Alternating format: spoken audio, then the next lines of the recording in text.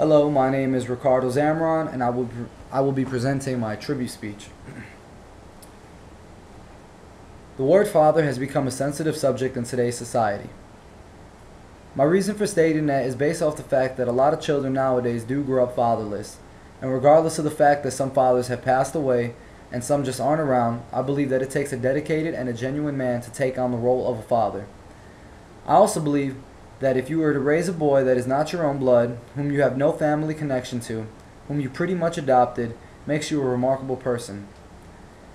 I think that your outlook on life has to be that much more different than the person next to you in order to do just that. Today I will present the education, accomplishments, and philosophy on life of a man named Jonathan Eig, whom I've had the luxury of meeting and whose story does not get talked about enough. Jonathan Eig attended Northwestern University and graduated with a degree in journalism. He graduated in 1986 with a bachelor's degree, and since then has taught at Columbia College in Chicago and lectures at Northwestern University.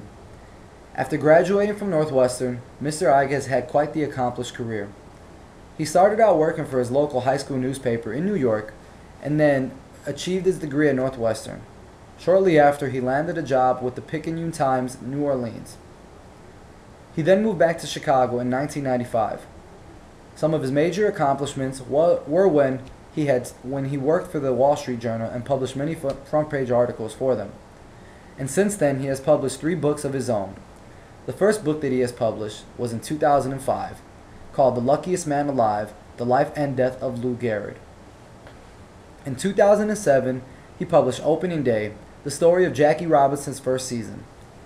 And in 2010, he published Get Capone, a story about Al Capone's life, which Ken Burns calls fresh and utterly dazzling. His accomplishments and his career combined have had an influence on the philosophy and his outlook on life. When interviewing Mr. Eig through the phone, he mentioned that his outlook on life was based solely on hard work. "You yield what you put into it," were his exact words, and if you are sincere towards other people, you will yield a lot more than you have imagined. Which leads me to the story that not many people know Mr. Eig for. A story of courage, commitment, and sensitivity. An act that not many people in this world will ever be known for, but one that deserves unending gratitude. Jeffrey Shams, a longtime friend of mine, lost his mother at the age of 14 and his dad when he was 1. During his adolescent years, his mother put him in a program called the Big Brother program. And at the age of 8, his big brother and his mentor was Mr. Jonathan Eig himself. Since then, they have known each other for quite some time. When Mr. Shams' mother passed, Mr. Eig and his family adopted him and took him in as their own. Being his mentor then and his father now was a hard transition for both Mr. Eig's family and Mr. Shams. But the path that Mr. Eig's family had guided Mr. Shams through has been a remarkable path. To this day, Jeff is on the road to graduating college and being a successful young man. Though the story is short, the meaning is long and deep.